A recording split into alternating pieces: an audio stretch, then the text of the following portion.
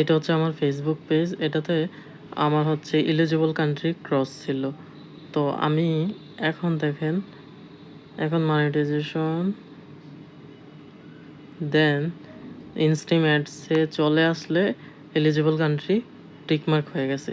আমি কি করছি, জাস্ট আমার 2 দিন আগে হচ্ছে এটা ক্রস ছিল। 2 দিন আগে ক্রস থাকার কারণে আমি জাস্ট হচ্ছে পোস্টগুলো দেখাই। আমি পরশুদিন একটা লাইভে গেছি, দেন হচ্ছে একটা ভিডিও মেক করছি, দেন আজকে আরেকটা লাইভে গেছি।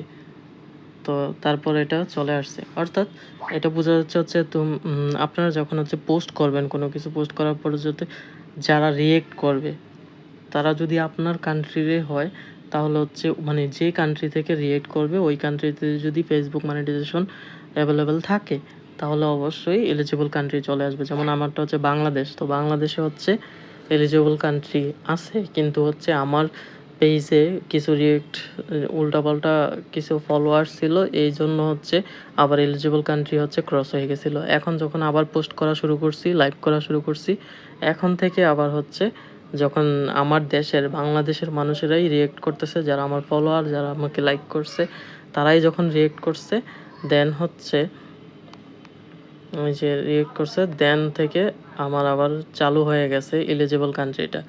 তো যাদের এলিজিবল কান্ট্রিটা আসতেছে না, তারা আমার মতো এই প্রসেসটা ফলো করেন, পোস্ট করতে থাকেন। আর হচ্ছে পোস্ট করার পর আর যদি এই কন্টেন্ট মনিটাইজেশন পলিসি ক্রস থাকে, তাহলে হচ্ছে লাইভ করলেও সুবিধা।